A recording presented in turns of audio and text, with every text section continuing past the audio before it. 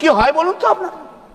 এই আমেরিকান প্রেসিডেন্টের সামনে দাঁড়ালে আপনার হাইটটা নেমে 5 ফুট হয়ে যায়, আর ওজনটা হয়ে চেস্টটা হয়ে যায় 56 ইঞ্চি থেকে 36 ইঞ্চি। The moment you stand in front of the American president, your height is reduced to 5 foot and your chest is reduced to 36 inch from 56 inch. Why you are so much afraid? Why are you so much afraid? Why are you so much afraid to the American president? ভারতের সমস্ত মানুষ যখন আপনার সাথে রয়েছে তখন আচমকা যুদ্ধবিরতি ঘোষণা করা আমাদের মারাত্মক ভুল বলে আমরা মনে করি। আমরা সন্ত্রাসবাদের বিরুদ্ধে চূড়ান্ত একটা ফলাফল দেখতে চেয়েছিলাম। 140 কোটি ভারতবাসী সকলে ওই 26টা তাজা প্রাণের আকস্মিক মৃত্যুতে বলেছিলেন, প্রিয়াকে আমার কেড়েছিস তোরা, ভেঙেছিস ঘর বাড়ি, সে কথা কি আমি জীবনে মরণে কখনো ভুলতে পারি? আদিম হিংস মানবিকতার যদি আমি কই হই, স্বজন হারানো শ্মশানে তোদের চিতা আমি তুলবই। এই স্পিরিট থাকা উচিত ছিল আপনাদের, এই স্পিরিট থাকা উচিত ছিল। কিন্তু আপনি সকলের মনের ইচ্ছেকে স্তব্ধ করে দিলেন। ইতিহাস আপনাকে ক্ষমা করবে না কোনোদিন। কণ্ঠ আমার রুদ্ধ আজিকে বাঁশি সঙ্গীত হারা অমাবস্যার কারা, লুপ্ত করেছ আমার ভুবন দুঃস্বপনের তলে, তাই তো তোমায় সুদাই অস্ত্র জলে, যাহারা তোমার বিষাইছে বায়ু নিভাইছে তব আলো, তুমি কি তাদের ক্ষমা করিয়াছ? তুমি কি বেঁচেছ ভালো? আপনাকে উত্তর দিতে হবে মোদীজি, আপনাকে আজ উত্তর দিতে হবে। আমি বাঙালি, বাংলা ভাষায় বলবো, অ্যারেস্ট নয়, বাইরে কোনো অসুবিধা নেই। রবীন্দ্রনাথ নজরুল আমার এইখানের মধ্যে রয়েছে। অপারেশন সিন্দুরের নাম করে কেবল প্রতীক নয়, একটা রাজনৈতিক অক্ষানের আপনি সূচনা করলেন। আমি লোগোতে নকশাও ছিল, অথচ এর আগে 2016 উড়ি বা 2019 বালাকট অভিযানে এমন সাংগঠনিক ব্র্যান্ডিং দেখা যায়নি।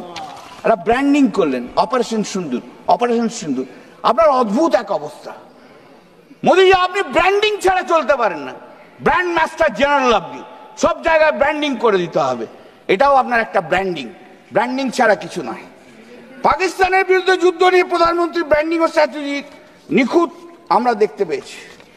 ভারত 1947 সালে স্বাধীনতা অর্জনের পর 1965, 1971, 1999 সালে যুদ্ধ সহ বহু সংকট জঙ্গি আক্রমণকে সফলভাবে অতিক্রম করেছে।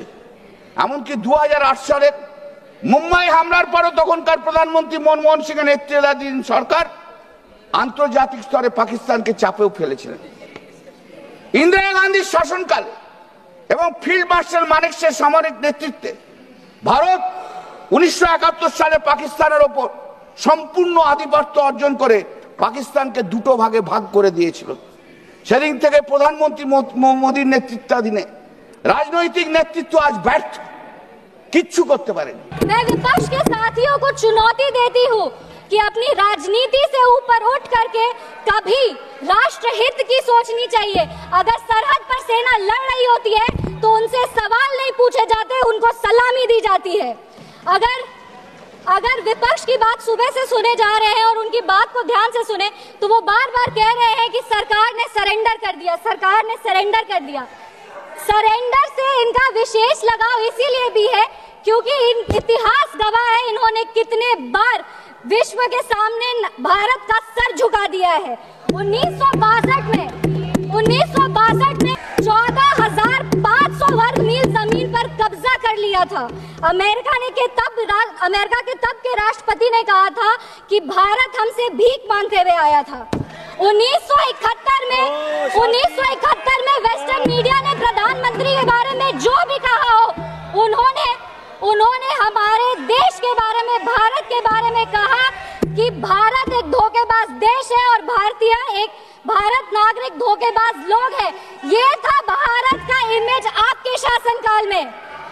1985 में CIA के क्लासिफाइड रिपोर्ट्स है कि विदेशी तंत्र भारत की सरकार को चलाती थी। इनसे जवाब मांगिए। 2001 विश्व के सबसे बड़े लोकतंत्र के सबसे बड़े मंदिर पर हमला हुआ और ये लोग चुप बैठे रह गए। 2008 मुंबई अटैक पूरी तरीके से देश को झकझोर दिया गया, पर इन्होंने कभी नहीं जवाब दिया। अगर आज आतंकवादियों को जवाब दिया है तो वो हमारे यशस्वी प्रधानमंत्री श्री नरेंद्र मोदी जी की सरकार ने दिया है। पर इनके राष्ट्रीय अध्यक्ष, कांग्रेस पार्टी के राष्ट्रीय अध्यक्ष कहते हैं कि ऑपरेशन सिंदूर एक छोटा मोटा ऑपरेशन था। ये इनकी विचारधारा का समस्या है। इनको लगता है कि ऑपरेशन सिंदूर एक छोटा मोटा ऑपरेशन था, पर ये इनकी गलती नहीं है। इनकी विचारधारा ये कहती है कि अगर हिंदू धर्म को आगे लेके जाओ, हिंदू धर्म के पक्ष में बोलो तो वो सैफरन टेरराइजेशन है। पर इनकी राजनीति के लिए ये कहते हैं आतंकवादियों का कोई धर्म नहीं होता। ये दोहरा चरित्र क्यों है इनका? आतंकवादियों ने हमारे नागरिकों को धर्म पूछकर मार दिया। हम उनको कहना चाहते हैं कि जिस सनातन को मुगल की तलवार नहीं खत्म कर पाए, जिस सनातन को अंग्रेज की तोप नहीं खत्म कर पाए, उस सनातन को इनकी छोटी मोटी राजनीति क्या खत्म करेगी? आतंकवादियों ने जब हमारे भाई लोग को मारा तो उनको मारने के पहले बोला कलमा पढ़ के सुनाओ। उन नागरिक की बहन होने के नाते, इस देश की बेटी होने के नाते हम उनको महाभारत सुनाना चाहते हैं। महाभारत सत्य और धर्म की लड़ाई जरूर है, लेकिन महाभारत द्रौपदी के प्रतिशोध का भी प्रतीक है। द्रौपदी का बदला महाभारत है और हमारी संस्कृति में है। अगर नारी सम्मान में त्रुटि होगी तो फिर से महाभारत रचा जाएगा। और महाभारत में लिखा है धर्मो रक्षति रक्षतः। जो धर्म की रक्षा करते हैं, धर्म भी उन्हीं की रक्षा करता है। विशेष रूप से हम धन्यवाद देंगे हमारे यशस्वी प्रधानमंत्री श्री नरेंद्र मोदी जी का, जिन्होंने ऑपरेशन सिंदूर का नाम ऑपरेशन सिंदूर रखकर पूरी दुनिया को बता दिया है कि एक चुटकी सिंदूर की कीमत क्या होती है। और जिसने हमारी महिलाओं के, इस देश की बेटियों के, हमारी बहनों के सिंदूर को उजागर किया, उसको हमारी सरकार ने, हमारी सेना ने मिट्टी में मिला दिया है।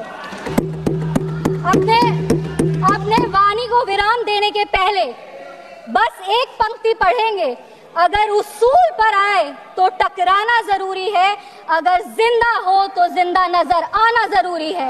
भारत एक जिंदा देश है, उसकी रगों में अखंडता का और एकता का खून दौड़ा है। और जब जब भारत की अखंडता पे और एकता पर प्रहार होगा, भारत एकजुट होकर के मुंह तोड़ जवाब देगा।